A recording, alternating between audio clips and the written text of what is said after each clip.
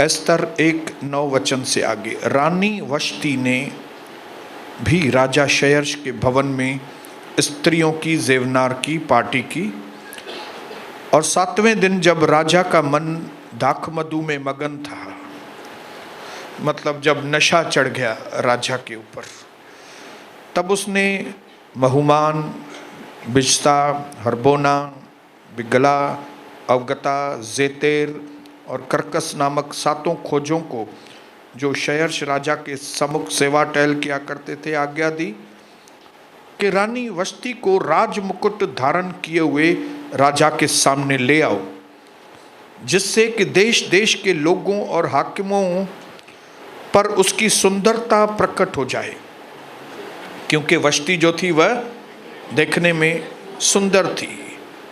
खोजों के द्वारा राजा की यह आज्ञा पाकर रानी वश्ती ने आने से इनकार कर दिया, और इस पर राजा बड़े क्रोध से जलने लगा। पार्टी का वक्त था, राजा बहुत खुश था।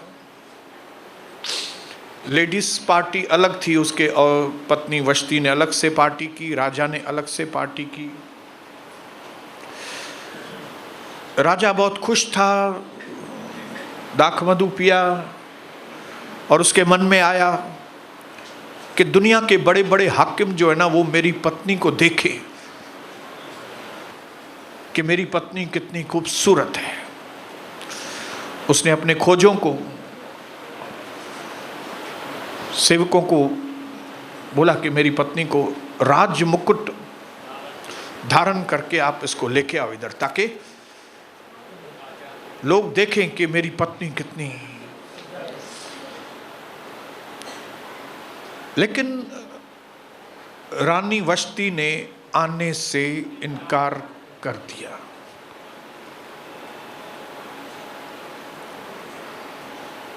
और जैसे ही उसने इनकार किया, यहां से, बोलो यहां से,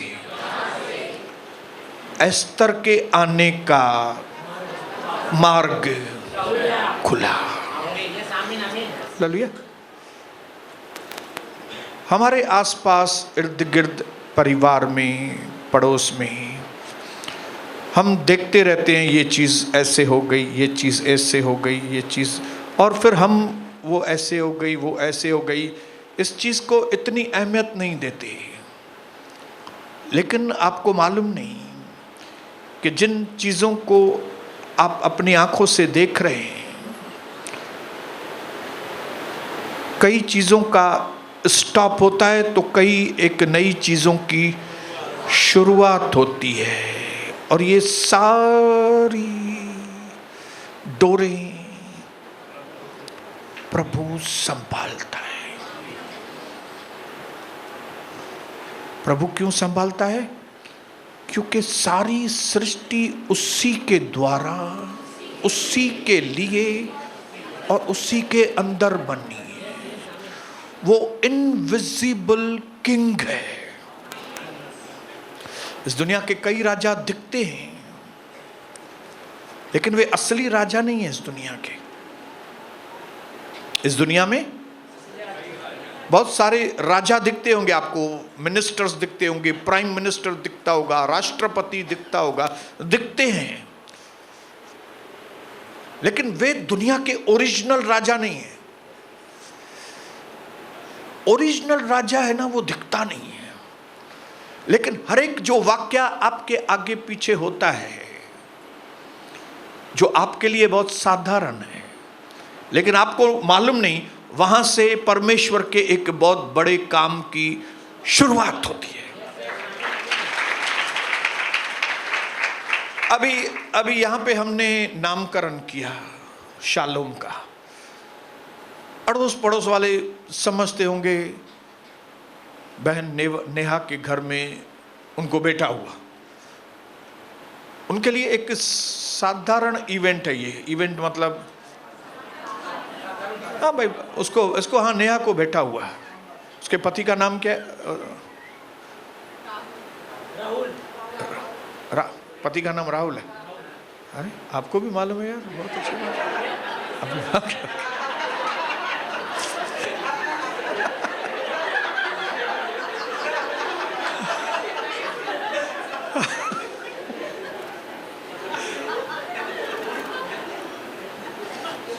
राहुल को और नेहा को बैठा हुआ कई लोगों को एक साधारण बात दिखती होगी, हाँ हाँ उनका नहीं, उनका पहला नहीं है, दूसरा बैठा हुआ है उनको, और फिर वो भूल जाते हैं। लेकिन उनको मालूम नहीं कि शालोम के आने से परमेश्वर की कौन सी योजना नेहा और राहुल के जीवन में शुरू। हालेलुया। जिंदगी का कौन सा एक बहुत बड़ा टर्न उनके जिंदगी में आने वाला है, ये उन्होंने कभी जिंदगी में नहीं सोचा होगा। जिंदगी में कभी सनी ने सोचा नहीं होगा, सनी ने सोचा होगा, दिव्या ने सोचा होगा दुनिया में सबकी शादी होती है, हमारी भी शादी हुई नवंबर के महीने में। एक साधारण रीति से आपने देखा होगा इनकी शादी को, लेकिन आपको मालूम नहीं कि इसके पीछे जो प्रभु ने डोरी घुमाई है, उस डोरी के द्वारा आने वाले समय के अंदर सनी और दिव्या के द्वारा क्या क्या बातें होती हैं। हालेलुया।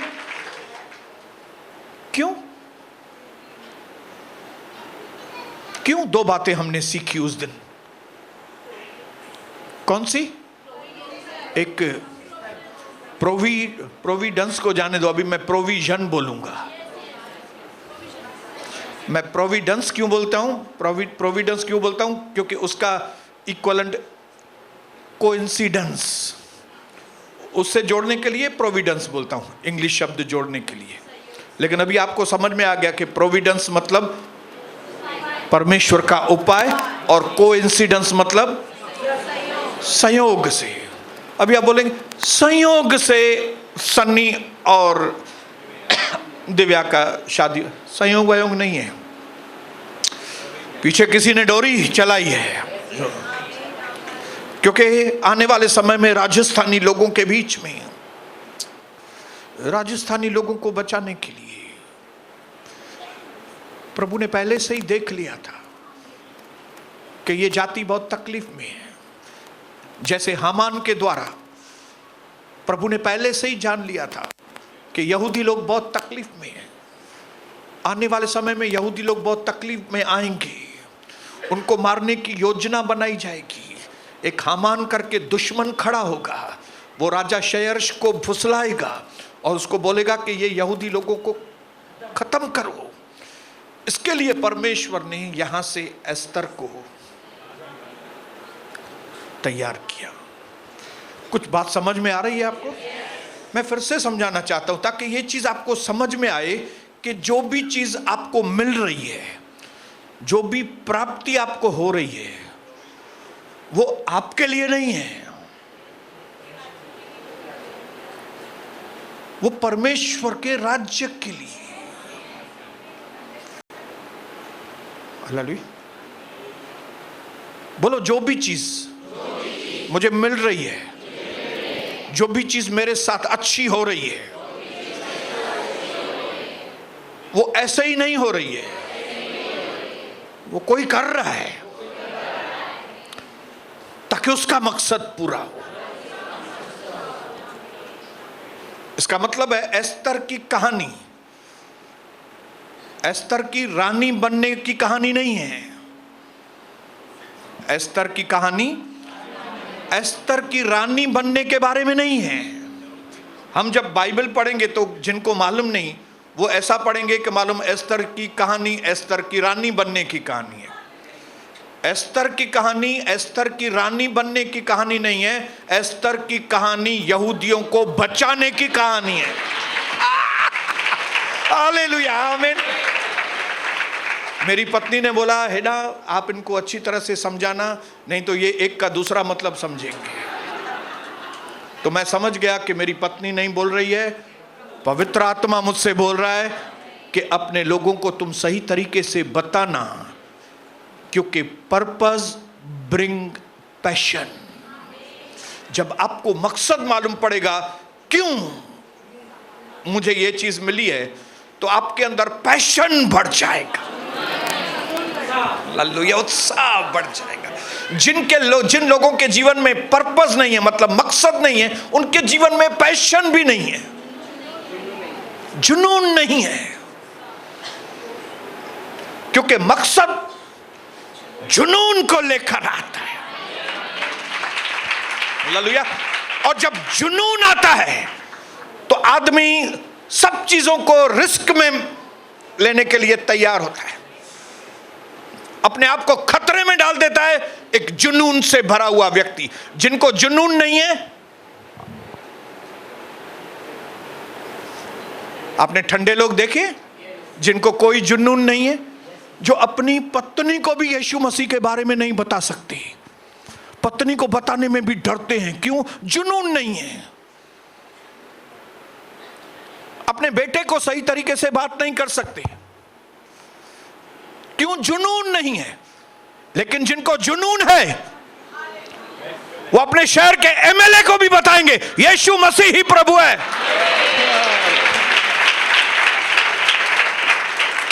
क्योंकि एक जुनून है जिसके द्वारा हम अपने जीवन को खतरे में भी डाल देते हैं। हालेलुया। लेकिन ये जुनून कौन से लोगों को आता है? जिनको मकसद मालूम हो। हालेलुया। एस्तर बहन को, एस्तर रानी को मकसद समझ में आया। मुझे क्यों रानी? मैं रानी बनी नहीं हूं, मुझे रानी बनाया गया है। हालेलुया। मैं रानी बनाई गई हूं, किसी ने मुझे रानी बनाया है। क्यों? किसी का कोई मकसद है मेरे लिए। और जब उसको यह चीज समझ में आ गई, उसने अपने जीवन को खतरे में डालकर भी राजा के सामने अपनी जाति को बचाने के लिए कदम उठाए।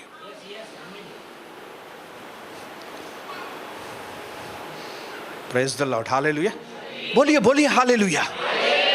अभी आप अपने जीवन में झांक के देखिए, आपके जीवन में प्रभु ने आपको शैतान की गुलामी में से छुड़ाया है। प्रभु ने कई लोगों को आशीषित किया है। कई लोगों, क्या मैं तो बोलूंगा सभी को आशीषित किया है। हम सब के लोगों के जीवन में आप बोलेंगे छोटी छोटी वोटी नहीं है गवाही, बहुत बड़ी गवाहियां हैं। हालेलुया। हम दुखों के अंबारों में से गुजरे हैं और फिर यहाँ के छुटकारा पाया है, और फिर हमने गवाही दी है कि हम कैसे थे लेकिन अभी कैसे हैं। कोई भी बहन की ओर देखो, ये इधर बैठी है, वो पीछे बैठी है बहन, ये इधर बैठी है, इधर बैठी है, इधर देखो भाई बैठे हैं। कौन सी हालात में से गुजरे, वो देखिए भाई, ये देखिए भाई, वो देखिए। सबके जीवन में प्रभु ने एलिवेशन किया है, एलिवेट किया है, आपको उठाया है। हालेलुया।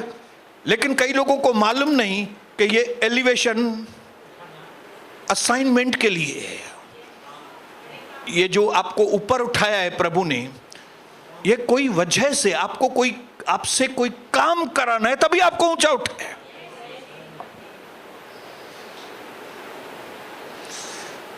हालेलुया। हालेलुया। एस्तर बहन, एस्तर रानी महल में पहुंचने से पहले ही राजपदधारी थी। समझाऊंगा मैं ये बात आपको। जो हमने 2 दिन पहले कन्फेस किया ना, that we are royal, I am royal, I am royalty, मैं राजपदधारी हूं। हालेलुया। रॉयल को और कौन सा शब्द देंगे बताइए? मैं राजाई खानदान की हूं। अभी समझ में आया? मैं ऊंचे खानदान वाला हूं। बोलिए बोलिए, अपने पड़ोसी को बताइए, मैं ऊंचे खानदान वाला हूं, मैं राजा के खानदान वाला हूं। जब कभी कोई व्यक्ति आपको आपका परिचय पूछे, आप उसको बताओ मैं राजा के खानदान का हूं, आई am royal, I am from royal family, मैं एक बहुत ऊंचे घराने में से हूं। आप बोलेंगे ब्रदर आप उधर ही हमको सिखाते हो कि नम्र बनो, फिर अब उधर ही बोलते हो कि कोई पूछे तो हम बोले हम रॉयल हैं। हालेलुया। हमको नम्र होना चाहिए ब्रदर, हमको बोलना चाहिए मैं कुछ भी नहीं हूं। हाँ, हालेलुया। देखिए अगर आप अपने आप को बोलते हो कि मैं रॉयल हूं तो आप घमंडी है, लेकिन जब मैं बोलता हूं मैं रॉयल हूं तो ये मैं नहीं बोल रहा हूं, प्रभु मेरे लिए बोल रहा है भाई, मैं खाली उसका रिपीट बोल रहा हूं। बात समझ रहे हैं आप? हालेलुया। प्रभु मेरे को नहीं बोले और मैं बोलूं मैं रॉयल हूं, मैं बहुत ऊंचा हूं, मैं बहुत ऊंचे खानदान का हूं, तो मैं घमंडी हूं। लेकिन अगर प्रभु बोल रहा है पतरस की किताब में, ओ मिस्टर पतरस, बहुत अच्छा आदमी है पतरस। पहला पतरस 2 अध्याय 9 वचन, यहां पे पवित्र आत्मा के द्वारा प्रभु हमसे बोल रहा है, पर तुम एक चुना हुआ वंश, राजपदधारी, याचकों का समाज, पवित्र लोग और परमेश्वर की खास निज प्रजा हो। परमेश्वर ने तुम्हें अंधकार से निकालकर अपनी अद्भुत ज्योति में बुलाया है, इसके लिए उसके गुण प्रकट करो।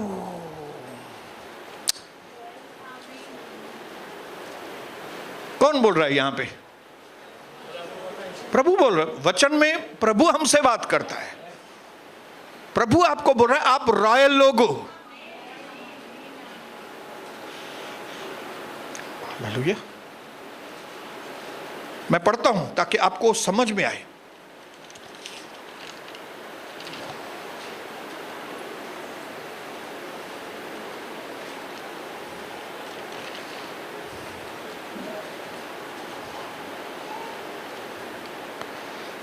Why Esther was able to accomplish her task? Esther अपने इतने बड़े मकसद को पूरा क्यों करने पाई, कैसे करने पाई? इट्स बिकॉज रानी बनने से पहले ही उसको मालूम था कि मैं रानी हूं।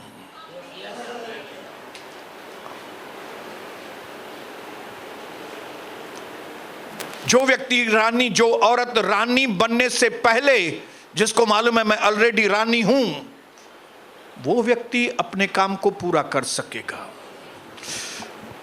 एक पत्नी बनने से पहले अगर उसको अंदर मालूम है कि मैं एक सही पत्नी हूं, तो वो शादी करने के बाद अपने घर को संभाल सकेगी।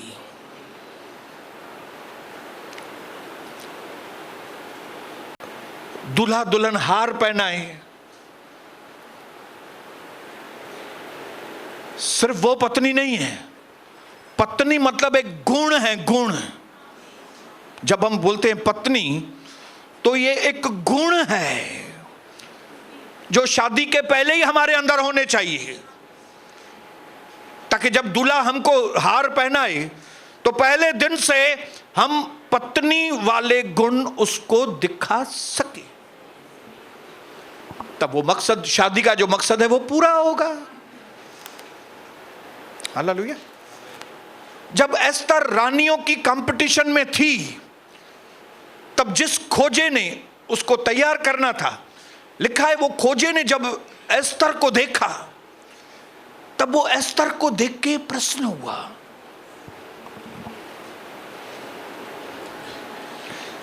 अभी रानी बनी नहीं थी, हां, खाली ट्रेनिंग के लिए आई थी।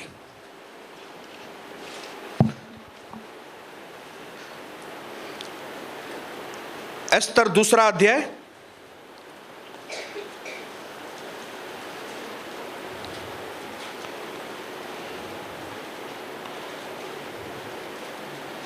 उसका 8 वचन से पढ़ रहा हूं।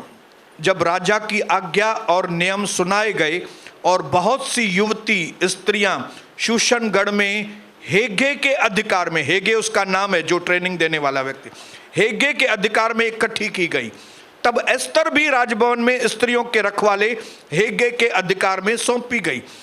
लेकिन लिखा है और वह युवती स्त्री उसकी दृष्टि में अच्छी लगी और वह उससे प्रसन्न हुआ, और तब उसने बिना विलंब उसे राजभवन में से शुद्ध करने की वस्तुएं और उसके भोजन और उसके लिए चुनी हुई 7 सहेलियां भी दे दी।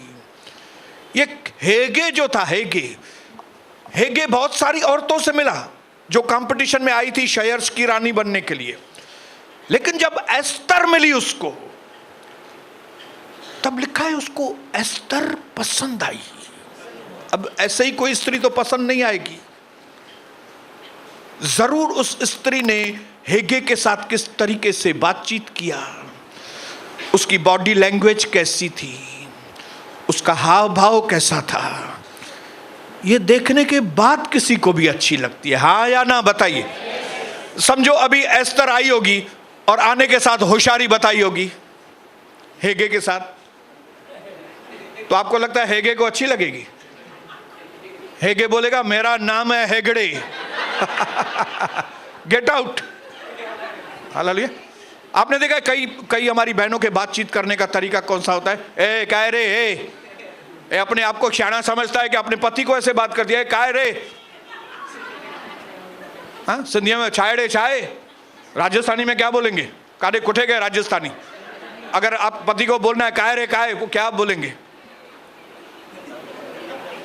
ए डिकड़े कुछ भी बोलेंगे। हालेलुया। मालूम नहीं राजस्थानी में क्या, ए इकड़े डिकड़े। अगर उसने इकड़े डिकड़े किया होता तो हेगे का अनुग्रह उस पर नहीं होता था। इसका मतलब है वो रानी बनने से पहले ही रानी थी अंदर से। हालेलुया।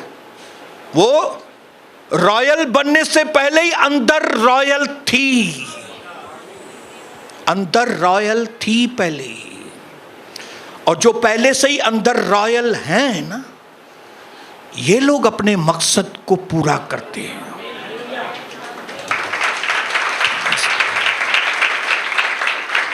हालेलुया। ये पहले से ही गुणों से भरी हुई थी।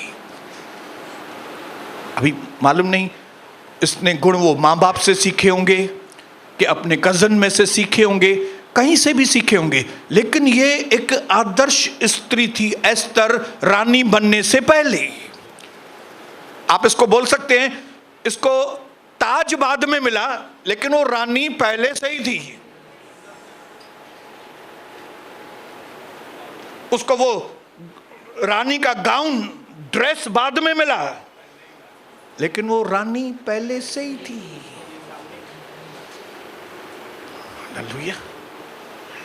उसकी ताजपोशी बाद में हुई, लेकिन वो रानी पहले से ही थी।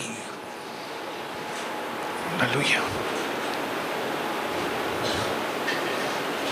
हमें से कई लोग क्या समझते हैं कि जब हमारी ताजपोशी होगी, जब हमको गाउन मिलेगा पहनने के लिए, जब लोगों के सामने हमारी वाह वाह होगी, उस दिन हम रानी बनेंगे। उस दिन नहीं रानी। अब जब पहले से ही रानी होंगी तो आपको ताज मिलेगा, वस्त्र मिलेंगे, इज्जत बढ़ेगी।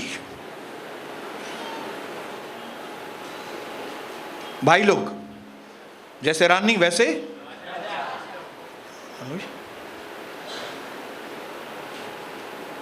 आप यहां अपनी जगह पे बैठे भी अच्छे पास्टर बन सकते हैं। आपको इधर आके बोल के फिर आप बोलेंगे मैं पास्टर हूं, आप उधर बैठ के भी पास्टर बन सकते हैं। आप उधर बैठकर पास्टर नहीं बन सकती हैं। जरूरी नहीं कि इधर आके जब भी आप बात करेंगे तब आप पास्टर हैं।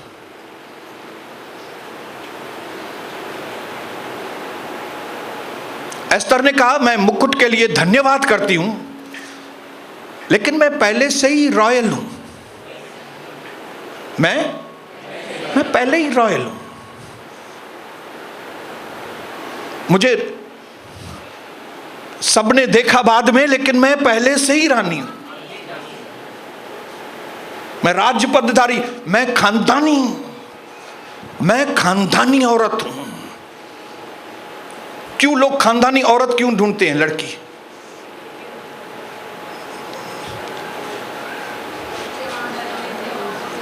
ये खानदानी लड़कियां ही अपने घर को बनाती हैं, और जो खानदानी नहीं है वो घड़ी घड़ी मैके। अभी थोड़ी बात हुई नहीं, फिर मां के पास, फिर थोड़े दिन बीते, फिर मां के बाद।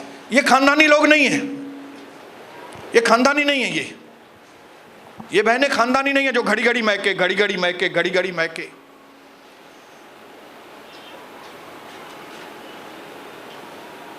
खानदानी व्यक्ति अंदर से होता है।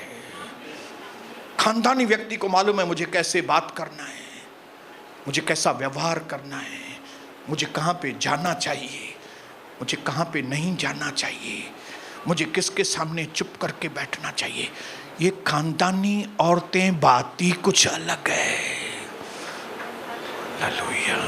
अपने पड़ोसी को बताओ, ये खानदानी होना बात ही अलग है। बोलो,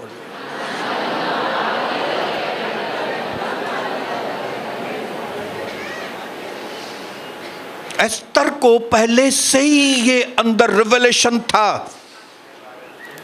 कि मैं रॉयल हूं।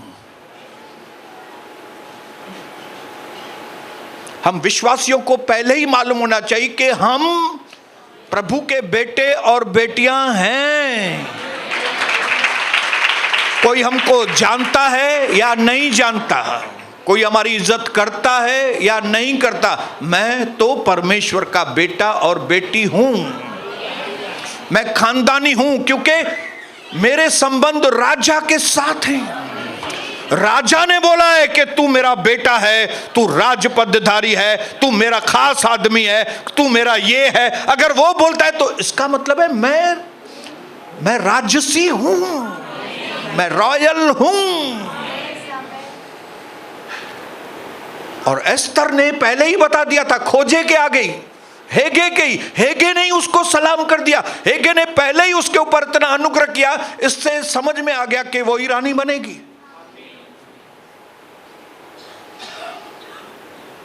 हालेलुया। रॉयल होना मतलब ये नहीं कि आप स्टेज पे हैं तभी रॉयल है। रॉयल आपका व्यवहार है। बोलो, मेरा व्यवहार।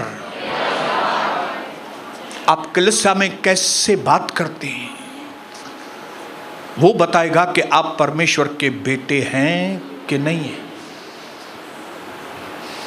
आप कलीसिया में कैसे व्यवहार करती हैं, आप कैसे कपड़े पहनती हैं, उसमें से आप साबित करेंगे कि आप रॉयल हैं कि नहीं। रॉयल होने का दूसरा शब्द है डिग्निटी। डिग्निटी का हिंदी में शब्द है रुतबा। नहीं, डिग्निटी मतलब मैं इज्जत वाला व्यक्ति हूं। हालेलुया। मैं कुछ कपड़े कई बार कविता को बोलता हूं ये कपड़े पहनो, तो बोलती है एडा अब मेरी डिग्निटी में ये कपड़े पहनना मेरे डिग्निटी के, मैं ये नहीं, भाई ये मिड्डी पहनो थोड़ी छोटी है, ये मेरी कैटेगरी के कपड़े नहीं। मैं इस कैटेगरी से ऊपर हूं, मैं रॉयल हूं, मैं रॉयल हूं। ऐसी फलानी जगह पे मैं नहीं जाती है क्योंकि ये मेरी डिग्निटी के अंदर नहीं है, डिग्निटी बाहर है ये चीज। मैं ये जगहों पे नहीं जाती। भाई तुम अविश्वासियों के साथ पिकनिक पे जाओ, कभी नहीं जाएगी कविता। क्यों? क्योंकि उसकी डिग्निटी के, क्योंकि वो रॉयल है। बोलो, मैं रॉयल हूं। मैं किसी के साथ भी ऐसा घूमूंगा नहीं, मैं ऐसे ही किसी के साथ बात नहीं करूंगा, मैं ऐसे ही किसी के घर में नहीं चला जाऊंगा जिधर मैं रहता हूं। ऐसे ही किसी का बेल बजाया फिर उसके घर से दूसरे के घर में जाऊंगा, जैसे ये बैरक में होते हैं।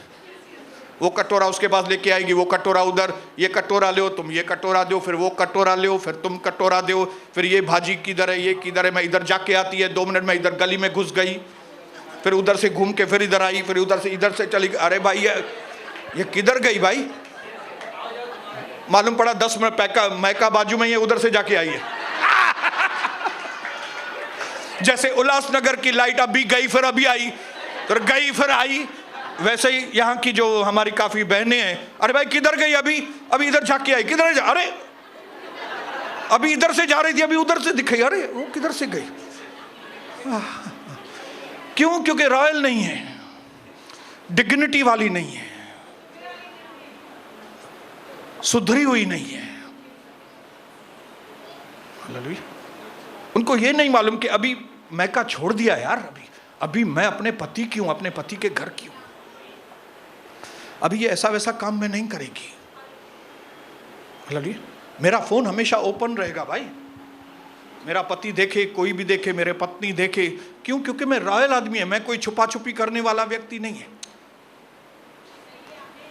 नहीं फोन नहीं, ऐसा नहीं। मेरा फोन को हाथ क्यों लगाया? मना किया था ना, मेरे फोन को हाथ मत लगाओ।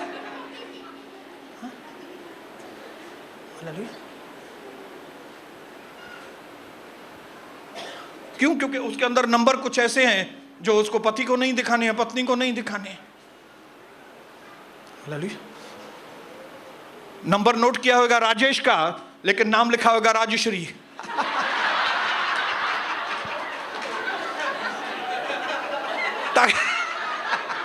ताकि जब फोन में बातचीत हो जाए और अगर पति पकड़े भी, वो बोलेगा राजश्री, अच्छा कोई सहेली वैली हो।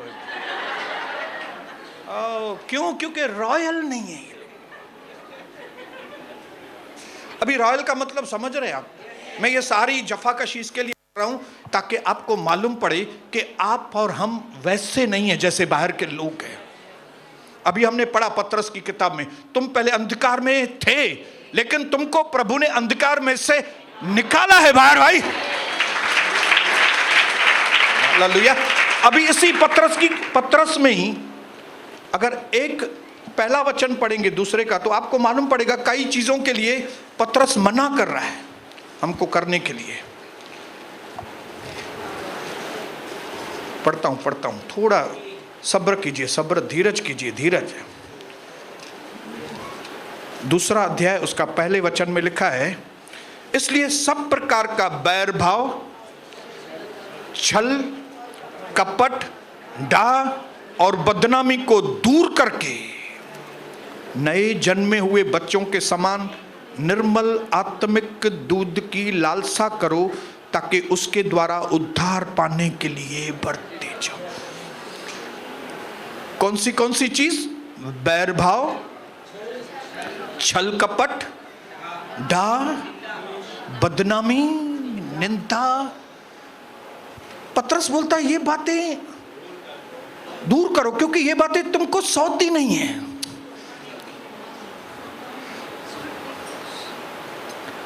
क्योंकि तुम रॉयल हो,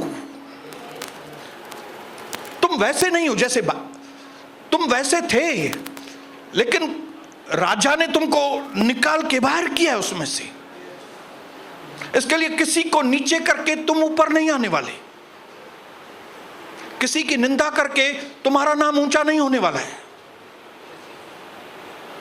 व्यभिचार करके तुम कभी तरक्की नहीं कर सकती,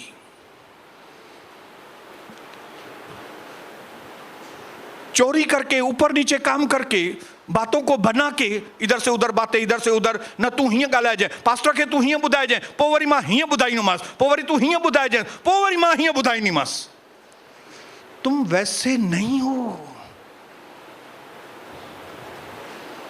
हालेलुया। तुम वो बातें बनाने वाली नहीं हो तुम भाई, तुम वैसे लोग नहीं हो तुम। पतरस आपको और मुझे बताना चाहता है कि आप रॉयल लोग हैं।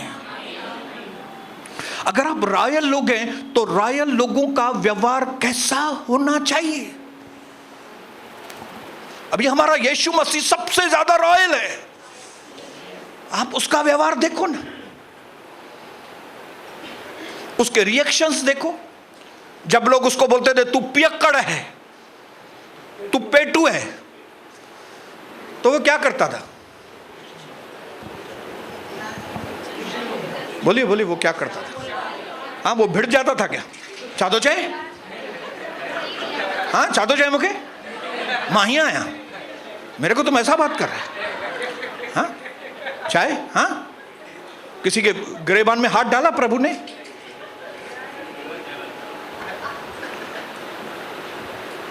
क्यों? क्योंकि वो रॉयल था। बोलो, वो राज्य पदधारी था। हालेलुया।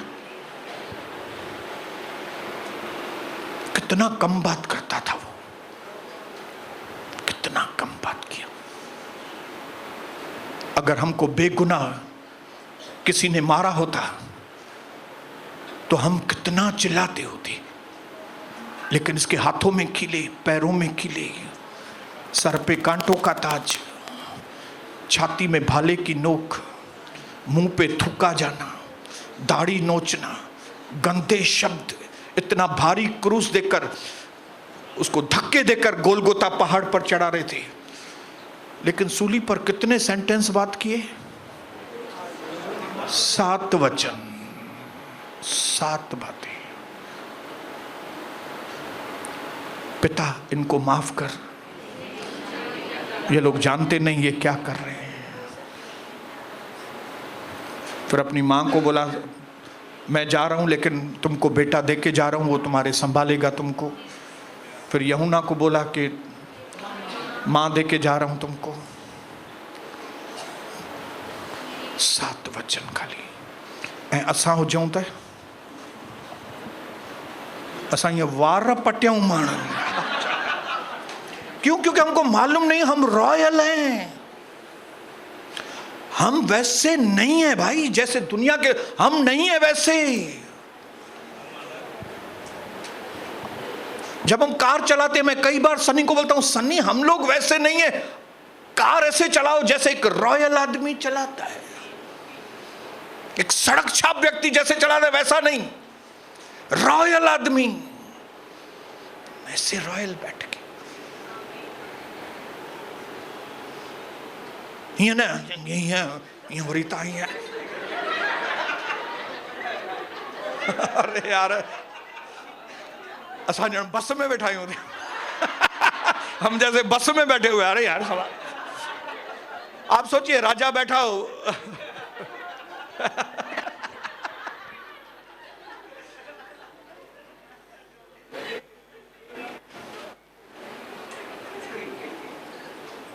हम रॉयल हैं, आप रॉयल हैं। रॉयल मतलब टाइम टेबल वाला व्यक्ति होता है। हालेलुया। ये सड़क छाप गली के लोग कभी भी बाथरूम में जाएंगे, कभी भी खाएंगे, कभी भी उठेंगे, कभी भी जागेंगे, कभी भी क्या भी करेंगे, रात को 12 बजे तक दुकान पे बैठेंगे, फिर 5 बजे उठकर चिट्ठियां देखेंगे, 6 बजे चिट्ठियों में हट जाए।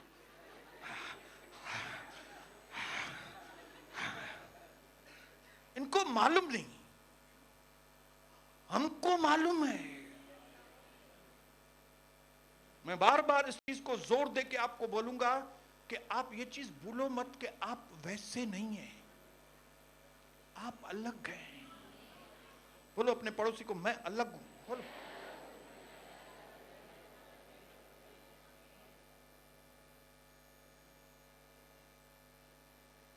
Purpose ask question Y. Next time इस चीज को देखेंगे। आज यहीं पे खत्म करूंगा।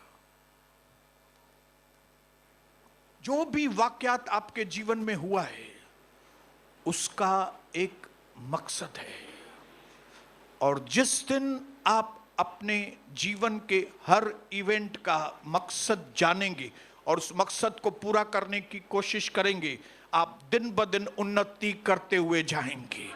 और अगर आप बिना मकसद के जाने ऐसे ही काम करते जाएंगे, आखिर में आपके हाथ में कुछ भी नहीं आएगा। आप रॉयल हैं, आप भटकने के लिए नहीं बनाए गए हैं। आप रॉयल हैं, आप गलियों में भटकने के लिए नहीं बनाई गई हैं। आप आदर्श स्त्री हैं, आप घर ध्यानी हैं, आप घर की क्वीन हैं, आप घर की प्रिंसेस हैं। हालेलुया। आपको घर में ऐसा बैठना है कि जैसे सारी दुनिया आपकी है। मेरी कविता ऐसे चलती है 200 रुपए की ड्रेस में, मानो वो 2 करोड़ की ड्रेस पहन के घूम रही है। क्यों? क्योंकि उसको मालूम है मैं रॉयल हूं। ये ड्रेस की वजह से नहीं, मैं रॉयल हूं।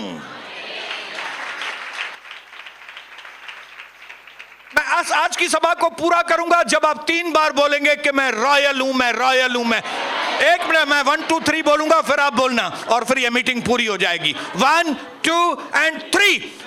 मैं रॉयल हूं, मैं रॉयल हूं, मैं रॉयल हूं, यीशु प्रभु के नाम से।